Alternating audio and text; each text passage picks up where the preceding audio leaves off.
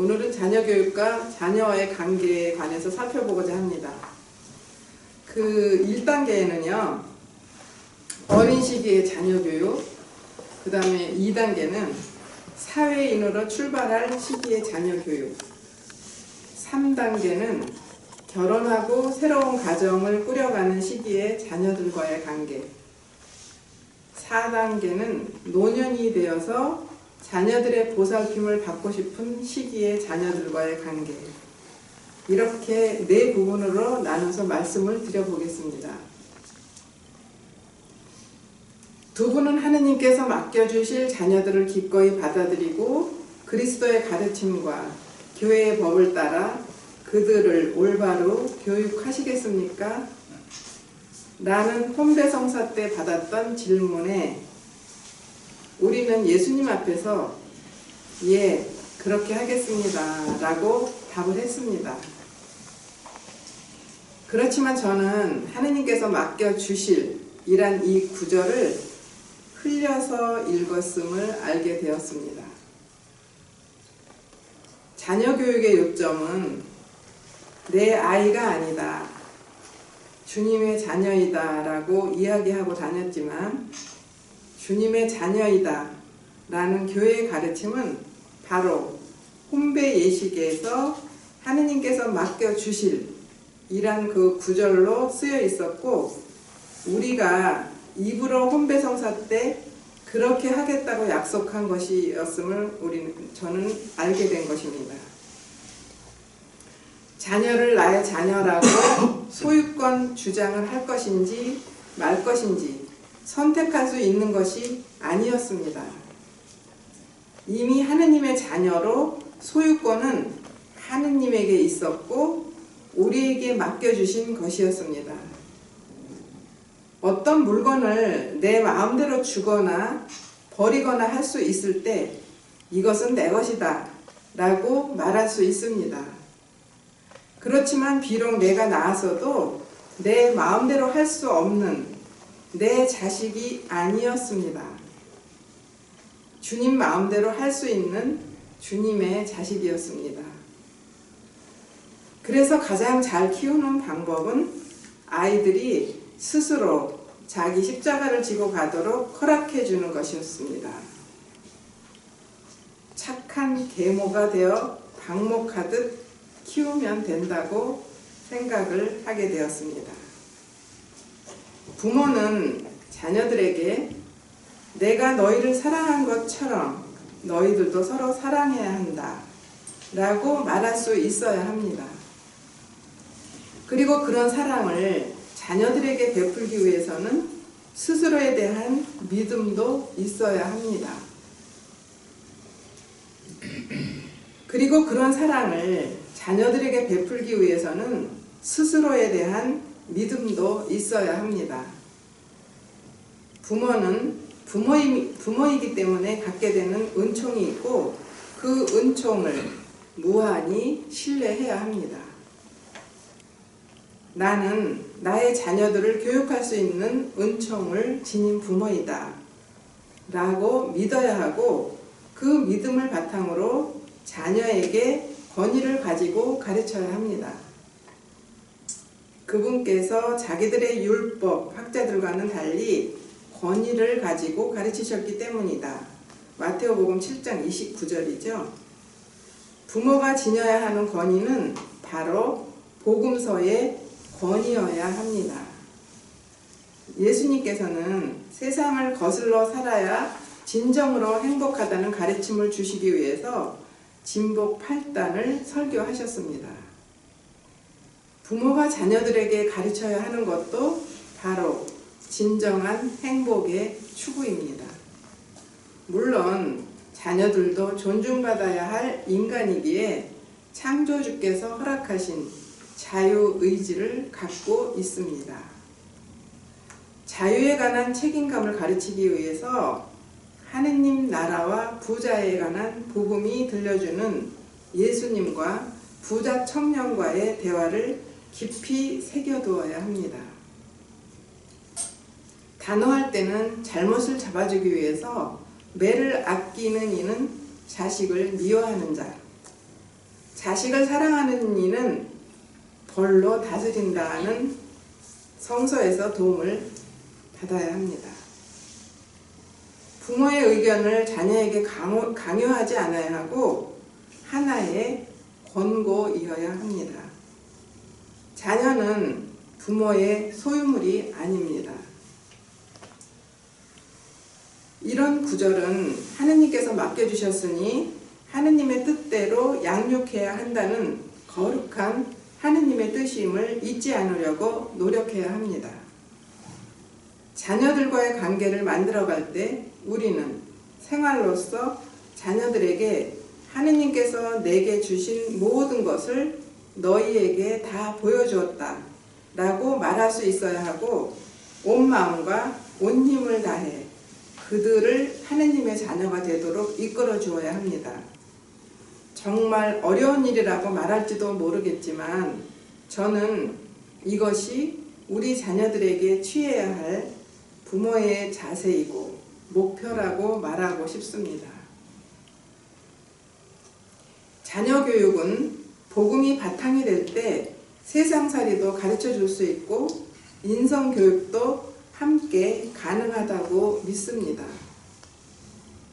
우리는 아이들을 한 명도 명문대학에 보내지 못했지만 모두들 자기가 하고 싶은 것을 배우기 위해서 대학에 진학을 했고 공부하고는 거리가 먼 것 같았던 아이들이 대학에 들어간 뒤부터는 모두 장학금을 받았고 과수속 졸업을 하기도 했습니다. 우리 아이들은 언제나 자기가 하고 싶은 것을 하면서 자랐고 지금도 하고 싶은 직업을 갖기 위해서 노력을 하고 있습니다.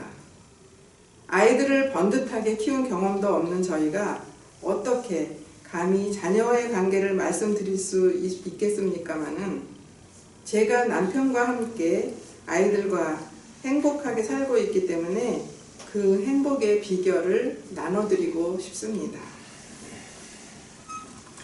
그러면 첫 번째로 먹을 것, 입을 것을 챙겨주어야 하는 어린 시기의 자녀들과의 관계에 관해서 말씀을 먼저 드리겠습니다. 부모님들께서는 자녀 교육이라는 말만 들어도 눈이 커지고 귀가 커집니다. 이 부분에 관해서는 공부들도 참 많이들 하십니다. 저도 마찬가지로 다른 부모와처럼 자녀 교육이라는 말만 들어도 눈동자가 커지고 귀가 번쩍 열리곤 했습니다. 언젠가 자녀 교육에 관한 십계명이라는 자료를 받게 되었습니다. 심리학적으로 교육학적으로 긴 세월 거쳐 연구를 하고 사례를 모아서 내려준 결론이었습니다. 그래서 이 10가지 요점만 잘 적용시킨다면 분명 자녀 교육에 성공할 수 있을 것이라고 믿게 되었습니다. 어느 날 퇴근하고 집에 들어왔는데 아들은 아빠에게 인사도 하지 않고 컴퓨터 모니터만 들여다보고 있었습니다. 아들의 태도를 보고 화가 났습니다. 크게 소리를 지르고 싶었습니다. 아이의 미래를 위해서 옳지 않은 습관에 빠져들지 않도록 호되게 매질이라도 해야 한다는 생각이 들었습니다. 평생 아이들에게 소리를 지르거나 매를 들지 않고 키워온 아내의 저 무식한 교육 방법이 아이들을 다 망치고 있다는 생각이 들었습니다. 그러나 아내는 아무 말도 하지 않고 아들의 방문을 슬그머니 닫아주었습니다. 아무 말도 하지 않았지만 그냥 내버려 두라는 뜻이었습니다. 안방에 들어와서 침대에 걸터 앉았습니다. 화를 가라앉히기 위해 심호흡을 했습니다. 그리고 오늘은 그냥 한번 참아준다 라고 결론을 내렸습니다. 며칠 동안 이 아들을 어떻게 교육해야 하나 생각했고 며칠이 지난 뒤에 아내와 마주 앉아 이야기를 시작했습니다. 저는 애들 다 만취 작정이야? 라고 다그쳤습니다. 아내는 빙그레 웃었습니다. 저는 또 화가 났습니다. 좀 더 큰 소리로 이야기했습니다. 나중에 뭐가 되려고 저 녀석이 저 따위로 사는지 모르겠다. 함께 야단을 치자 라고 제안을 했습니다. 아내는 말했습니다. 그 아이는 내 아들이 아니야. 저는 무슨 소리냐고 되물었습니다. 그래서 얼마 전에 배웠던 자녀교육 10계명을 써둔 메모지를 책상 서랍 속에서 찾았습니다. 아무리 찾아도 없었습니다. 한참을 찾고 있었지만 아내는 헛수고 하지 말라는 투로 또 말했습니다. 내 아들이 아니라니까 라고 말했습니다. 열심히 공부했던 자녀교육 10계명만 잘 적용시키면 된다는 저의 다짐은 사라져버린 메모처럼 적용을 할 수 없는 상태에 빠진 것이었습니다. 화가 날 때는 자녀교육에 관한 귀한 지침도 즉시 생각이 나지 않았기 때문에 힘들여서 배운 소중한 지식이 무용지물이 되어버렸습니다. 그 시절 저는 그렇게 공부를 해서라도 자녀교육을 잘하고 싶었습니다. 그러나 아내는 너무나 단순하고 쉽게 아이들을 키우고 있었습니다. 아내가 설명해 주었습니다. 나도 배운 건데 라며 말을 시작했습니다. 만약 나에게 아주 친한 이웃집 아줌마가 있다고 생각해보라. 그 아줌마가 외국으로 한 달 동안 여행을 가는데 그 집 아들을 우리 집에 맡기면서 잘 좀 봐달라고 부탁을 했다고 칩시다. 그런데 그 옆집 아들이 컴퓨터에만 빠져 있으면 소리를 지르고 마구 때릴 수 있느냐라고 물었습니다. 저는 말도 안 되지. 옆집 아들을 때려주고 나중에 뭔 소리를 들으려고 라고 말했습니다. 아내는 예수께서 한 아이를 우리에게 30년 동안 잘 키워달라고 부탁을 하셨으면 어떻게 하겠냐라고 말했습니다. 저는 할 말을 잃어버렸습니다. 아내는 자녀 교육에 관해서 딱 한 가지 지침만 갖고 있었습니다. 나의 자녀는 내 자식이 아니다. 주님께서 나에게 맡겨주신 주님의 자녀다 라고 믿고 있었습니다. 그러니 때려서도 안 되고 소리를 질러서도 안 된다. 아이는 너무나도 소중한 한 인격체이고 언제나 존중받아야 할 한 인간이다. 맡아서 키우고 있으니 나쁜 버릇이 들지 않도록 잘 가르쳐 주어야 하고 훗날 어른이 되어서 사회의 한 구성원으로서 자기의 몫을 잘 할 수 있는 사람이 되도록 도와주어야 한다. 아이의 원래 주인이 계획해 놓은 대로 성장할 수 있도록 주인의 계획, 즉 하느님께서 이 아이에게 세워놓으신 계획이 무엇일까 연구하고 살펴보고 주님의 협력자로서 아이를 보살펴 주어야 한다 라고 말했습니다. 그러니 나쁜 버릇이 들지 않도록 잘 타일러야 하고 잘못된 길을 가지 않도록 잘 설명해 주어서 스스로 바른 길을 찾아가는 훈련도 시켜야 한다고 말했습니다. 지금은 29이나 된 우리 집 막내 아들이 어렸을 때 쓴 글을 한번 읽어보겠습니다. 저는 초등학교 5학년이고 레나또입니다. 우리 집은 작은 아파트이기 때문에 화장실이 한 개밖에 없습니다. 할머니와 아빠, 엄마, 그리고 누나 둘과 함께 살기 때문에 식구가 6명이나 됩니다. 그래서 아침에 화장실이 복잡할 때가 가끔 있습니다. 오늘 아침 아빠가 샤워를 하고 있었는데 나는 학교에 가기 위해 씻으려고 화장실에 들어가야 했습니다. 문 앞에서 아빠를 불렀더니 아빠는 들어오라고 했습니다. 화장실에 들어가 보니 아빠는 욕조 안에서 커튼을 치고 샤워를 하고 있었습니다. 저는 아빠에게 웬일로 욕조 안에서 커튼을 치고 샤워를 하느냐고 물어보았습니다. 아빠는 아침에는 화장실이 복잡해서 다른 사람들은 쓸 수 있게 안에서 샤워를 하는 거라고 설명해 주었습니다. 나는 아빠 멋있어요 라고 말했습니다. 그랬더니 아빠가 아빠 멋있는 거 인지 알았니? 라고 대답했습니다. 씻고 나서 학교에 갈 준비를 끝내고 현관문 앞에 섰을 때 나도 아빠처럼 멋있는 사람이 되고 싶었습니다. 우리 집은 아침에 학교에 갈 때 엄마가 우리 가운데 예수님을 모시기 위해서 우리 가운데 하고 엄마가 먼저 말하고 저는 예수님을 모셔요 라고 대답합니다. 이태리 말로 엄마가 떼니아모 라고 말하고 저는 제수인 맺죠 라고 대답하는 거죠. 그런데 저도 아빠처럼 다른 사람을 먼저 사랑하는 사람이 되고 싶었습니다. 그래서 오늘 아침에 저도 아빠와 함께 우리 가운데 예수님을 모시고 싶었습니다. 그래서 제가 먼저 아빠에게 떼니아모 라고 말했더니 아빠는 제수인 맺죠 라고 대답하셨습니다. 아빠는 막 웃으시면서 좋아하셨고 저에게 브라보 레나토 라고 말씀하셨습니다. 레나또 훌륭하구나 하고 말씀하시는 거죠. 저는 정말로 기뻤고 앞으로 훌륭한 사람이 되고 싶었습니다. 네, 어릴 때는 그렇게 어렵지 않던 자녀들을 훈육하는 일이 날이 갈수록 어렵게 느껴졌습니다. 어릴 때는 부모에게 순종하던 자식이었지만 자식들이 커가면서 오히려 아이들 앞에서 입을 다물어야 하는 시간이 점점 더 많아졌습니다. 세상을 배워가면서 스스로 옳고 그른 기준을 만들어가는 과정을 지켜보는 아버지의 마음은 언제나 살얼음 위를 걷는 듯 조심스러웠습니다. 한마디 말에 화들짝 놀라고 조금 쾅 하고 닫는 큰 방문 소리에 가슴이 철렁했습니다. 자유를 존중하면서도 훈육을 해야 하는 숙제는 결코 쉽지 않았습니다. 아들의 나이가 사회 통념 안으로 성인으로 불릴 나이가 되면서 귀가해야 하는 통금 시각이 새벽 1시로 넉넉하게 늘려주었습니다. 그러나 그날은 아무 통보도 없이 1시가 넘어버렸습니다. 걱정으로 시작했지만 배신감으로 발전했고 또다시 걱정으로 변했습니다. 들어오기만 하면 다리몽둥이를 분질러서라도 올바로 훈육해야겠다고 벼르기 시작할 때 현관문을 여는 소리가 들렸습니다. 인간이라는 이름만으로도 존중받고 사랑받아야 할 권리가 있다 라고 배웠던 구절을 실제적으로 살아내야 하는 순간이었습니다. 성큼성큼 아들 앞으로 다가갔습니다. 그리고 아무 말 하지 않고 꼭 안아주었습니다.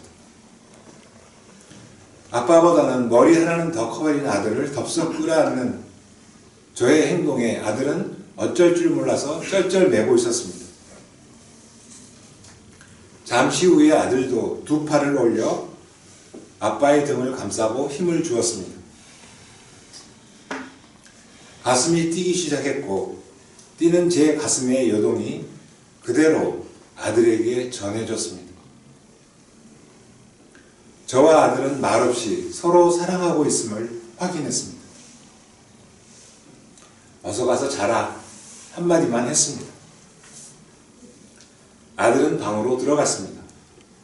그날 이후 아들은 단 한 번도 통보 없이 마음대로 늦게 귀가하는 법이 없었습니다. 우리 부자가 말없이 깊게 포옹하던 그날 밤 저의 머릿속에 정해놓았던 통행금지 시간을 지워버렸던 것이 결코 잘못된 결정이 아니었다는 확신은 날이 갈수록 더 강해집니다. 두 번째 단계로 학업을 마치고 사회인으로 출발해야 할 시기에 자녀들과의 관계에 관해서 말씀드리겠습니다. 건강 상태가 많이 좋지 않은 아내가 일찍 잠자리에 들었던 날입니다. 그렇지만 아들이 아직 귀가하지 않았기에 저는 잠을 청하지 못하고 기다렸습니다. 아들이 조금 늦게 귀가했습니다. 제가 방문을 열고 부엌으로 나갔습니다. 저녁은 먹었냐? 라고 물었더니 제가 알아서 할게요. 라고 답했습니다. 아들 앞에서 얼쩡거리지 말아야 되겠다는 느낌이 왔습니다. 즉시 안방으로 되돌아왔습니다. 다음날 아침 외출 준비를 하던 막둥이 아들이 슬그머니 옆으로 오더니 어젯밤 짜증내서 죄송했습니다. 라고 말했습니다. 무슨 소리야? 라고 물었더니 제가 좀 피곤했었나 봐요. 그래서 제가 피곤하면 짜증나는 거 맞다. 라고 얘기했습니다. 다녀오겠습니다. 라고 막 아들이 현관문을 밀고 종소리와 함께 닫히는 문을 보고 있는데 갑자기 목이 콱 메이고 눈물이 핑 돌았습니다. 사랑한다 내 아들. 너무너무 고맙다. 사랑의 힘을 깊게 체험했던 경험이었습니다. 아버지를 경쟁 상대로 생각하는 아들과의 관계에 관해서 말씀을 드려보겠습니다.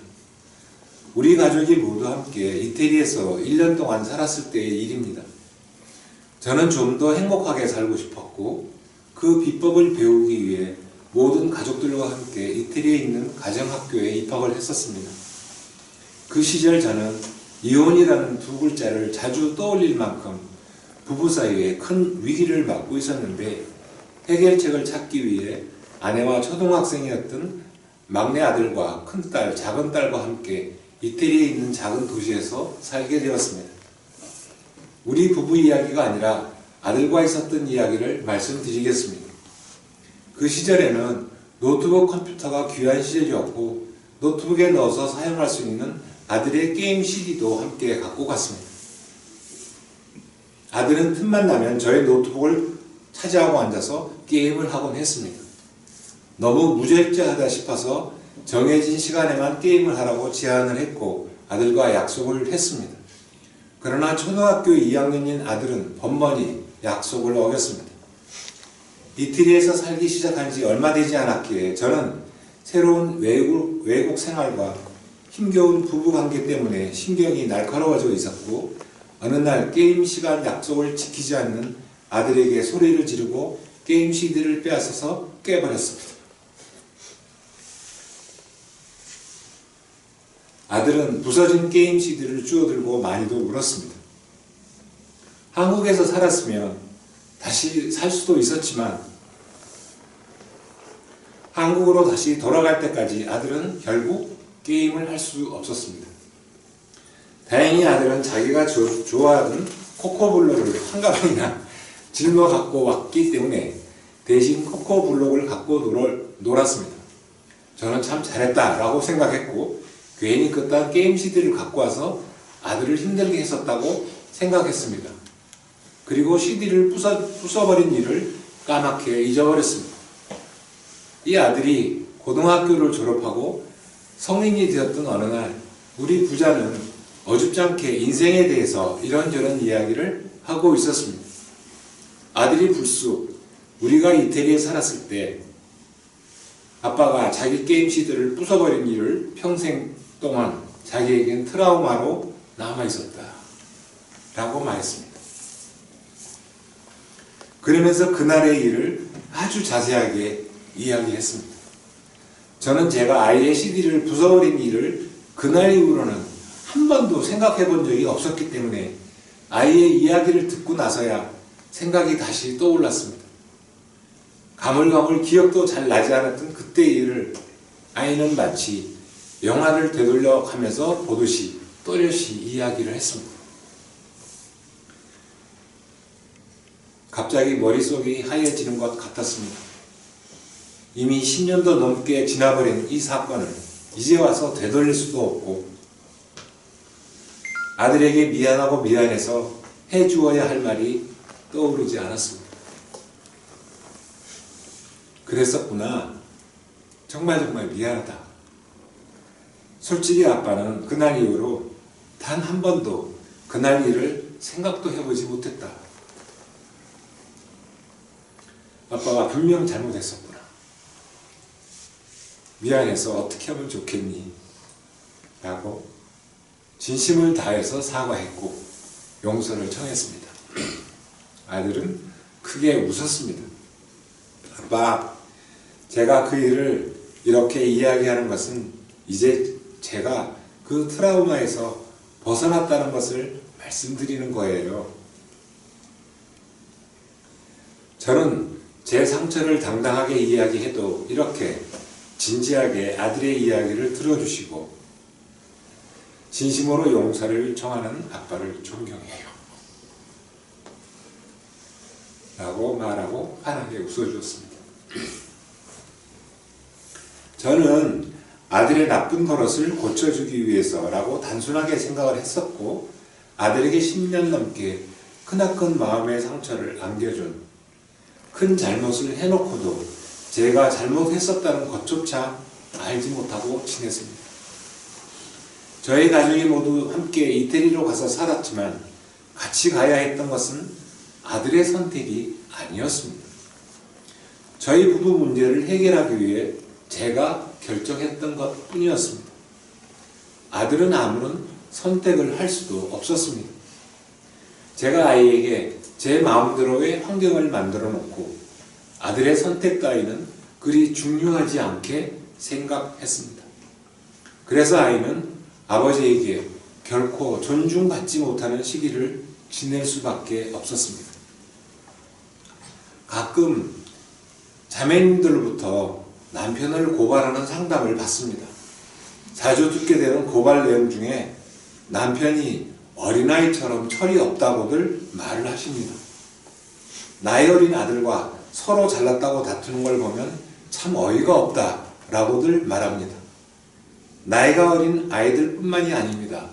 나이가 든 아들과 아빠 사이에도 이런 일이 계속 일어나고 있습니다. 많은 가정에서 일어나는 아들과 아빠의 다툼은 결코 다툼이라고 말할 수도 없습니다. 아이들은 버릇없음이라고 이미 판결이 나 있고, 아빠들이 아이들을 잘 가르쳐야 한다는 명분은 끊임없이 계속됩니다. 그렇지만 아들들은 어릴 때부터 시작해서 평생 동안 아버지를 무의식 중에 경쟁 상대로 여기며 살고 있는 경우를 많이 봅니다. 나이가 들어서 세상을 떠날 때 아들을 불러놓고 그동안 너를 힘들게 해서 미안했다고 마지막으로 아들에게 화해를 청하는 경우도 있습니다.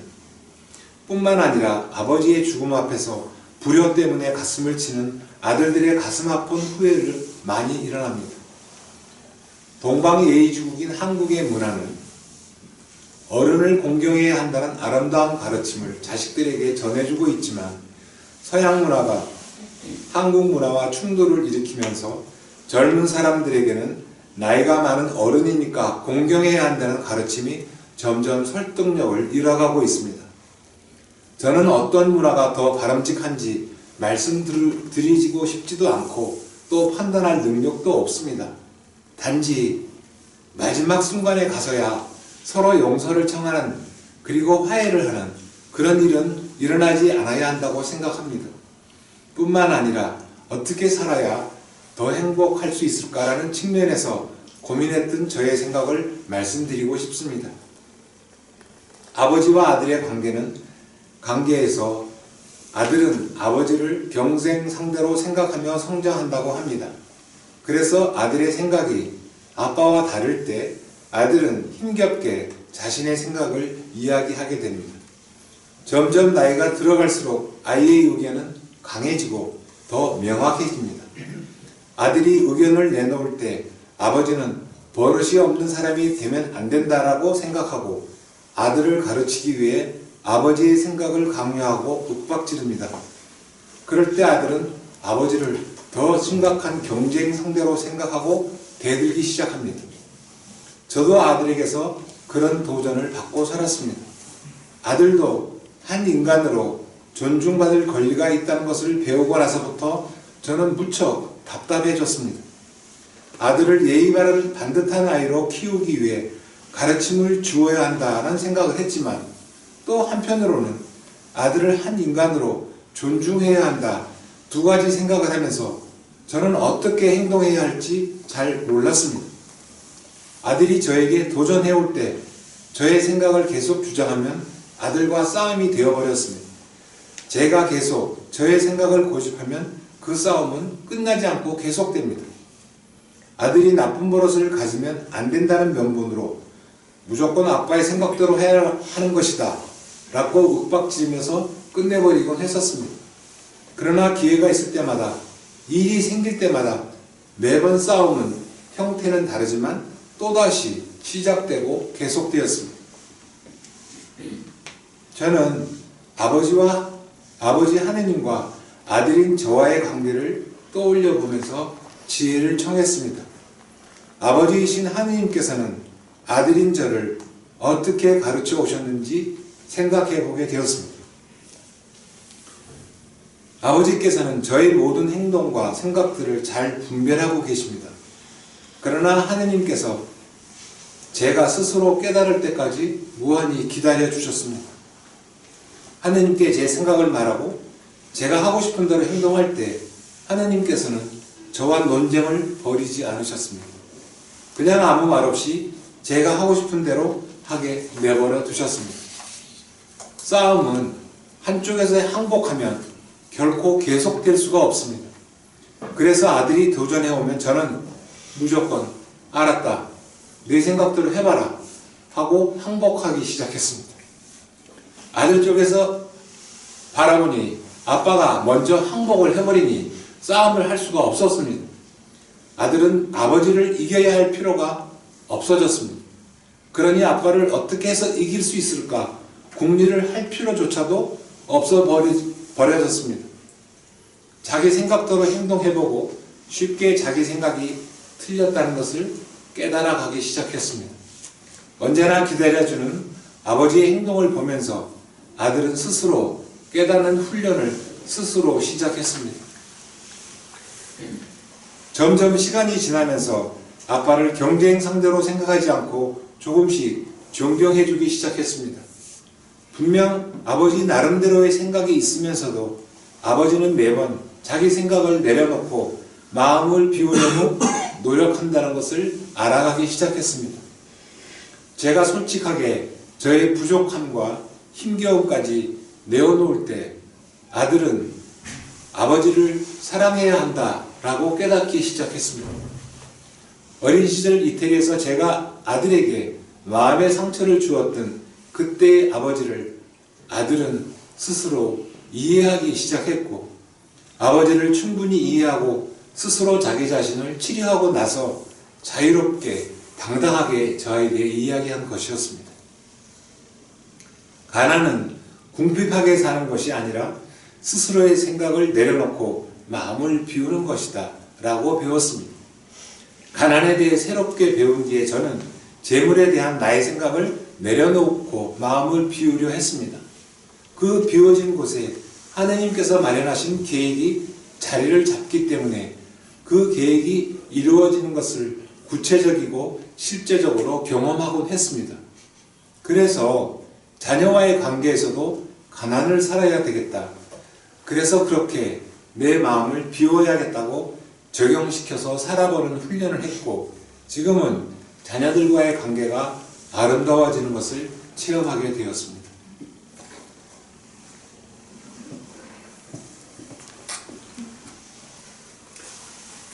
아이들이 성적표를 갖고 오면 공부를 더 잘하라고 야단을 치지도 않았고, 항상 자유롭게 대해주고 하고 싶은 것을 잘 할 수 있도록 도와주곤 했습니다. 아이들은 항상 밝고 기쁘게 자라주었습니다.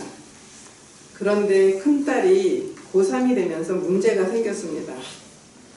하루는 수능 모의고사를 보고 오더니 크게 소리를 지르면서 엄마 아빠가 공부하라고 야단을 치지 않고 키웠기 때문에 내가 이렇게 공부를 못한다고 대들었습니다. 저희 부부는 할 말을 잃었습니다. 기가 막혔습니다. 그렇지만 더욱 사랑을 갖고 대해야 한다고 마음을 먹었습니다. 도서관에서 밤늦게 돌아오면 도서관에 가서 데리고 온다든가, 집에서 늦게까지 공부를 하면 나도 함께 공부를 하면서 같이 있어주면서 최선을 다했습니다.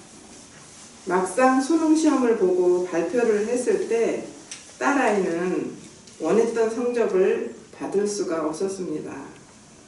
저는 마음이 아팠지만 아이가 실망하는 것이 더 걱정이 되었죠.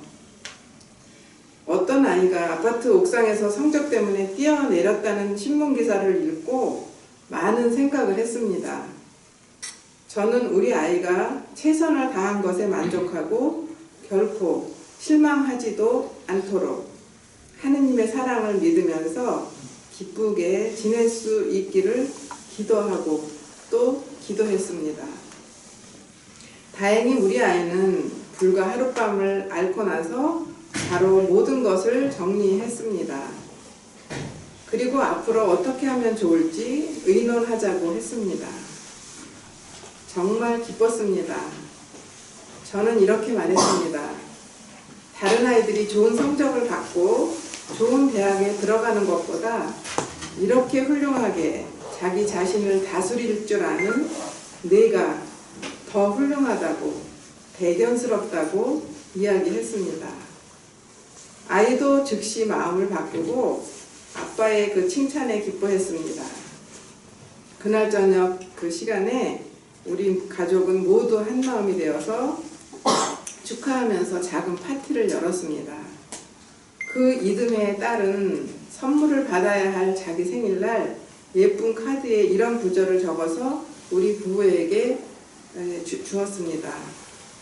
다른 아이들은 절대로 엄마처럼 살지 않겠다고 하지만 나는 아빠 같은 남자를 만나서 엄마처럼 살고 싶어요. 자식에게 인정을 받는다는 것은 우리 부부의 인생에서 또 바르게 가고 있다고 믿게 해주는 것이었습니다. 많은 사람들은 명문대학 졸업장을 바라고 또 그 학벌을 믿고 살지만 우리는 하느님의 사랑을 바라고 믿고 살아갑니다. 그리고 행복하고 기쁩니다. 그 시절에 훗날 우리 아이가 결혼하게 되면 저는 이렇게 말해줄 것이다 라고 다짐을 했었습니다.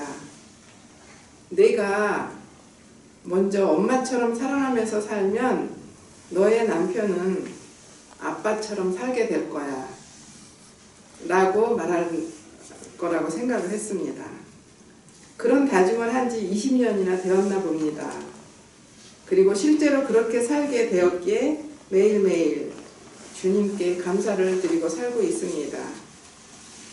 크나큰 고통과 어려움이 올 때마다 사랑이신 하느님께서 허락하신 고통의 까닭을 빨리 알아내고 싶었습니다.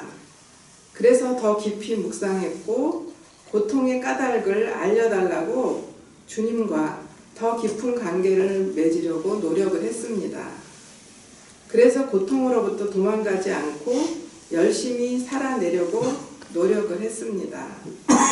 성모님께서 십자가 밑에서 예수의 죽음을 지켜보아야 했던 고통과 제가 자녀들을 세상에 내보내는 고통과 어찌 감히 비교나 할 수 있겠습니까마는 그래도 한 부모로서 자녀를 세상에 내보내는 것은 결코 쉽지가 않았습니다. 자식을 옆에 두고 키워봐야 길면 30년인데 어쩌거나 자식은 나이가 들면 부모의 품을 떠나 조금씩 독립하게 되어 있고 훗날 결혼을 하게 되면 또 다른 자신의 세상에서 독립해서 살아야 합니다. 그렇게 독립하게 되면서 부모는 자식에 대한 소유권 주장을 멈출 수밖에 없게 됩니다. 부모 품을 떠나기 전에 내 자식이라고 소유권 주장을 하면서 내 뜻대로 키웠지만 자식이 성장해서 부모의 계획과 완전히 다른 삶을 살게 되었을 때 비로소 자식에 대한 애착을 내려놓아야 합니다. 무척이나 고통스럽고 아픕니다. 그러나 자녀가 어릴 때부터 자식의 미래를 주님께 맡겨드리는 훈련을 계속해 왔다면 소유권 주장을 할 수 없게 되었을 때도 자식의 미래를 주님께서 계획하셨고 그대로 이루어지리라는 믿음 덕분에 걱정이 아니라 맡겨드림을 살 수 있다고 생각합니다. 그래서 하느님 사랑에 대한 신뢰가 꽃피우게 되고 그 때문에 행복해지는 것이라고 저는 확신할 수 있습니다. 저희는 그렇게 아이들을 키우고 시집을 보냈습니다. 그렇지만 시집 장가 보내놓고도 걱정을 계속하는 부모님들을 많이 봅니다. 이렇게 저렇게 바꿔서 살아주었으면 하고 간절히 바라지만 마음대로 살아주지 않는 자녀들을 보면서 세상 떠날 때까지 걱정에 묻혀서 행복하지 않게 살아가는 경우를 많이도 보았습니다. 더 이상 어쩔 수 없게 되었을 때 그래도 난 너를 사랑했다. 오직 그 말 한마디만 하게 됩니다. 그러나 자식들은 그 사랑의 답을 들을 수 없게 됩니다. 어리석은 사랑이었습니다. 바로 내 방식대로 사랑한 것입니다. 자녀들이 원하는 방식으로 사랑하는 것, 그것은 서로 사랑하여라를 살아내는 기본이라고 생각을 합니다. 네, 이제 세 번째로 결혼하고 새로운 가정을 꾸려가는 시기의 자녀들과의 관계에 관해서 말씀을 드리겠습니다. 큰딸이 셋째 아들을 낳았습니다. 요즘은 아이가 생기면 낳을까 말까 망설이는 사람도 있다고들 하는데 큰 사위는 단 한순간의 지체도 없이 하느님께서 보내주신 선물이 도착했다고 기뻐하는 모습이 너무나도 고마웠습니다. 아내가 저에게 딸 옆에 있는 사위가 사용할 옷가지랑 이것저것 병원으로 갖다 주라고 했습니다. 제가 병원에 도착했을 때 마침 산모의 점심이 나왔고 사위가 떠먹이고 있었습니다. 사위에게 내가 먹일 테니 나가서 점심도 먹고 둘째 손자 유치원 지원 서류도 준비해 오라고 말했습니다. 딸은 아빠가 먹여주니 맛있다고 했습니다. 딸이 어린아이였을 때 밥을 먹이던 생각이 떠올렸고 마치 그때 밥을 먹이던 마음으로 떠먹였습니다. 밥을 받아먹는 딸을 쳐다보며 가슴이 뭉클해졌습니다. 딸은 언젠가 아빠가 큰 수술을 받고 나오시던 날 마취해서 깨자마자 제일 먼저 성호를 그었다고 하시던 말씀이 생각이 나서 자기도 아기 울음소리를 들으며 성호경을 그었다고 했습니다. 저는 빙그레 웃어주었습니다.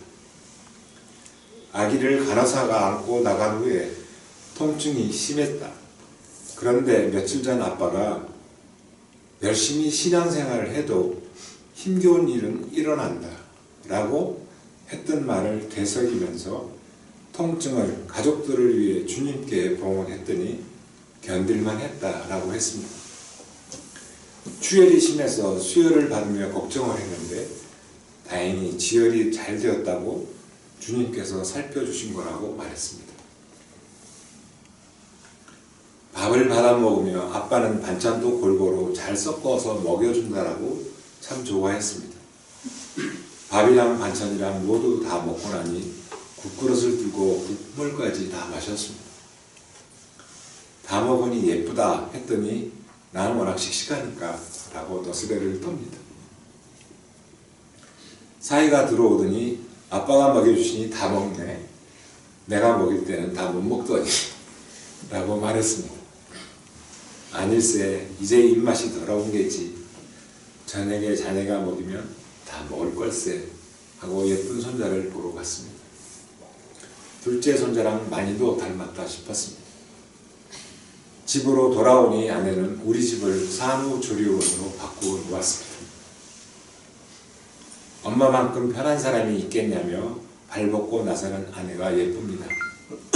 하느님께서 주신 귀한 선물인 새 생명을 잘 키울 수 있도록 엄마는 딸을 위해서라고 했습니다. 정작 자신은 산후조리를 제대로 잘 하지 못했으면서 이제는 마지막이 될지도 모른다며 셋째 외손자를 출산한 딸을 위해 뒷바라지를 하고 싶다고 했습니다. 아내는 딸을 사랑했고 저는 기특한 마음을 가진 아내가 사랑스럽습니다. 사랑은 상대방이 원하는 것을 해주는 것이라고 배웠기 때문입니다. 우리 부부는 2달 동안 문을 열었던 산후조리원을 폐업했습니다. 딸과 함께 사위와 2명의 손자랑 함께 산다는 것이 그리 쉬운 일은 아니었지만 힘이 들면서도 참 많이 행복했습니다.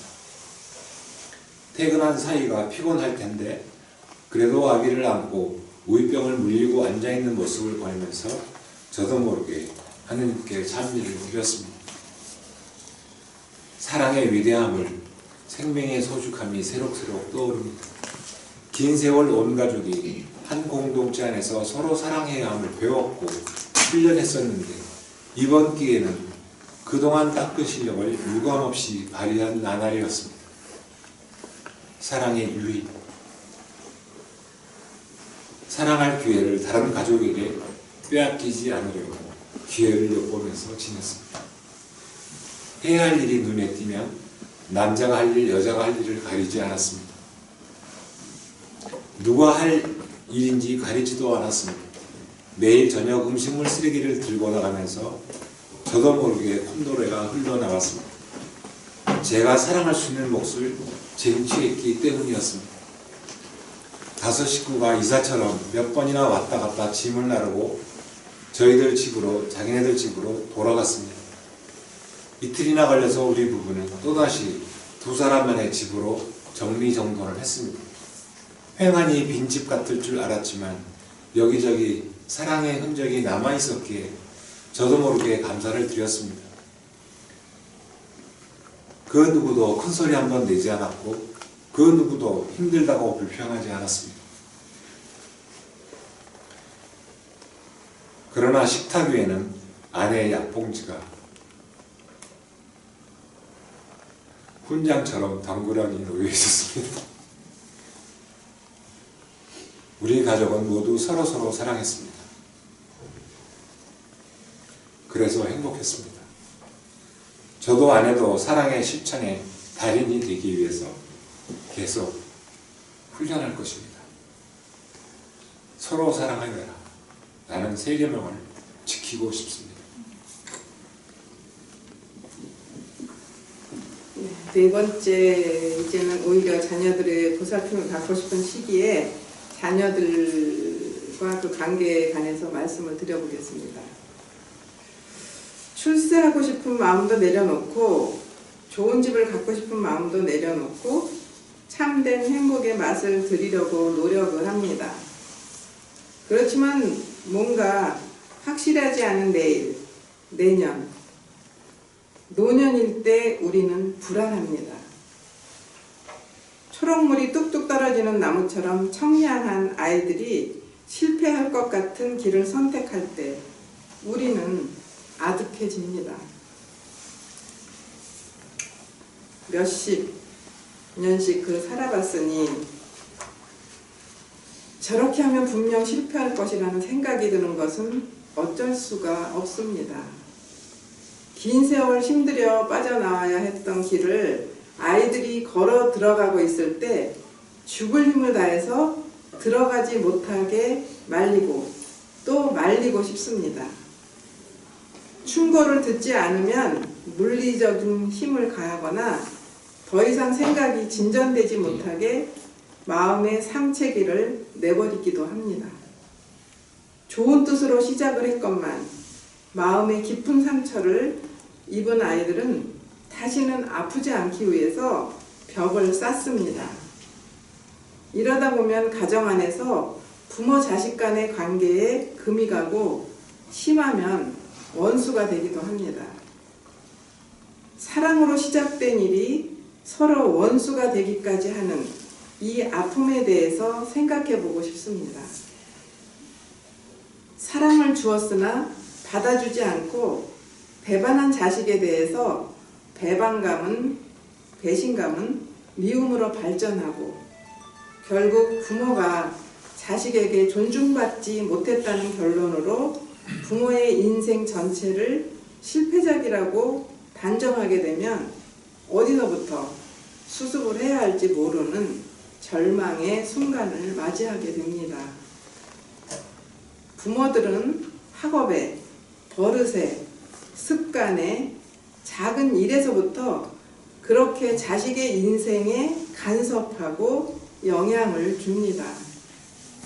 아이들이 어릴 때는 나름 상처를 받지만 반항할 힘이 없고 방법을 모르니 시키는 대로 당하고 변하려고 노력하지만 힘이 생기고 나름 생각이 들면서 간섭을 받지 않으려고 합니다.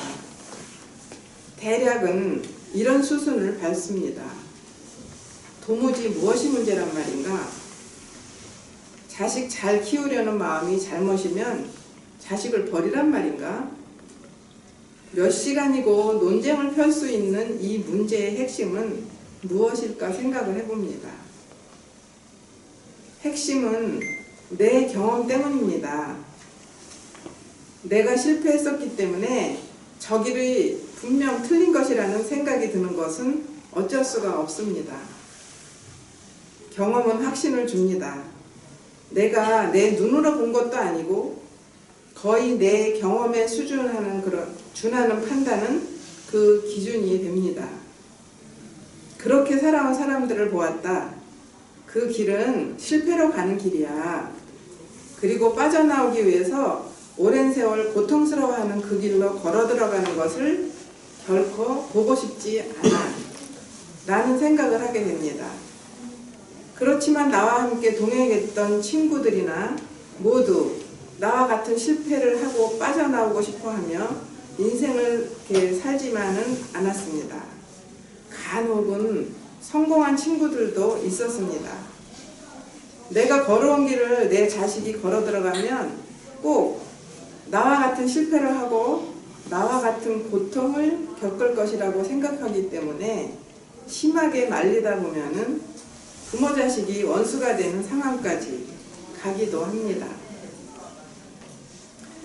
길은 내가 선택해서 가지만 내 선택이 잘못되면 사랑이신 분이 적당한 시간에 돌아가야 함도 가르쳐 주시고 또 멈춰야 함도 가르쳐 주시고 달려야 함도 가르쳐 주신다고 믿어야 합니다. 실패해야만 터득하고 배울 수 있는 것도 또 있습니다. 아무리 설명하고 이해시켜도 배울 수 없고 깨닫지 못하지만 꼭 경험을 해 보아야만 배울 수 있는 것들이 있습니다. 현명한 부모라면 빨리 그리고 깊이 실패를 허락할 것입니다. 자식을 바라보면서 불안한 마음이 들 때 바로 나의 삶을 되돌아봅니다. 나의 실패와 잘못된 선택을 헤아릴 수도 없는 기적의 연속으로 되돌려가며 살아왔다는 것을 알 수 있습니다. 삶의 주인은 내가 아니고 그분이었기 때문입니다. 내가 내 삶의 주인으로 행할 수 있는 선택은 오직 그분의 뜻에 기쁘게 답을 하는 것뿐입니다. 그렇다면 자식에게 어떤 길을 강요할 것이 아니라 내가 내 주님께 기쁘게 답하고 그래서 행복하고 기쁘게 삶을 살고 있음을 보여주어야 합니다. 자식도 그 길을 가고 싶어하는 마음이 들도록 더 철저하게 기쁘게 행복하게 사는 것이 답이 아닐까 생각을 해봅니다. 초등학교 5학년짜리 큰 외손자가 우리 집에 왔었습니다. 외손자가 우리 집에 오면 제가 컴퓨터 게임을 하라고 허락을 해줍니다. 물론 엄마에게 허락을 받고 왔는지 확인을 합니다. 식사 시간이 되어서 저희 부부와 함께 식사를 하게 되었습니다. 먹기 싫은 반찬을 애써 먹으려고 낑낑대는 모습이 참 무척 예뻐 보였습니다. 제가 질문을 던졌습니다.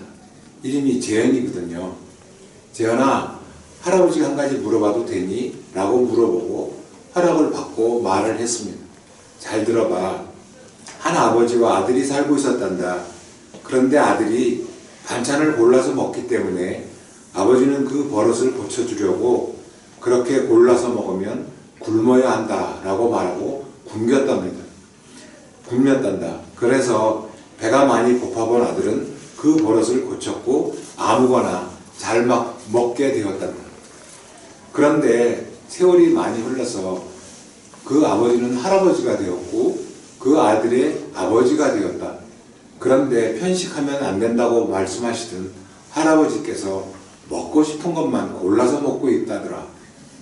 그러니 아버지가 된 아들은 그 할아버지의 버릇을 고쳐주기 위해서 밥을 먹지 못하게 하고 굶겨서 버릇을 고쳐줘야 될까? 라고 물었더니 한동안 생각을 하더니 안 돼요. 굶기면 안 돼요. 라고 답을 했습니다. 저는 왜 골라서 먹는 건 나쁜 거잖아. 라고 물었고 그랬더니 할아버지는 이빨이 아파서 딱딱한 것을 먹을 수 없을 수도 있고 아니면 병에 걸려서 먹으면 안 되는 것도 있을 수 있거든요. 라고 답을 했습니다. 옆에서 듣고 있던 제 아내가 빙그레 웃으면서 다시 질문했습니다. 그런데 지연아, 그 할아버지는 이도 튼튼하고 골라서 먹어야 할 만큼 병이 든 것도 아니거든. 그런데도 먹고 싶은 것만 골라서 먹고 있었다면 어떻게 해야 할까?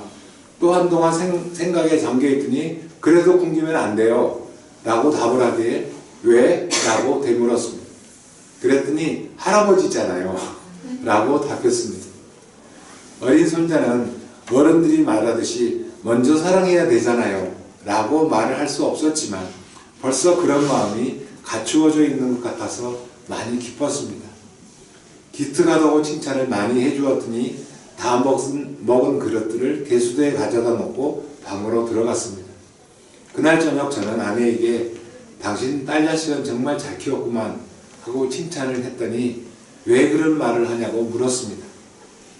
엄마가 평생 딸에게 다른 사람을 배려하고 살아야 하고 먼저 사랑해야 한다고 가르쳐 왔는데 그 딸이 시집을 가서 자기 아들에게 또 그렇게 가르치고 있다는 것을 오늘 외손자랑 이야기하면서 확인이 되었잖아 라고 제가 말했습니다. 다음날 아내는 딸에게 전화를 걸어 아빠가 너 아들 잘 키운다고 칭찬 많이 하더라. 그리고 어떤 일이 있었는지 설명을 했더니 그거 당연한 거 아니냐라고 되묻더랍니다. 동방예의 지국인 한국에서 어른을 존경해야 하는 아름다운 문화 속에서 크리스찬 문화와 함께 살아야 하는 것이 예전에는 무척이나 어려운 가지다 라고 여겼지만 결국 사랑은 모든 것을 이긴다 라는 생각을 깊게 하게 되었습니다. 요점 정리하겠습니다. 첫 번째, 나의 자녀가 아니고 키우라고 맡겨주신 하느님의 자녀이다. 두 번째, 부부가 한 마음으로 일치되어 있어야 하고 한 가지 노선을 자녀에게 제시해야 한다. 세 번째, 나는 어떤 부모인가? 행복한가? 신앙인답게 살고 있나? 걱정은 하지 말고 사랑을 주자. 고맙습니다.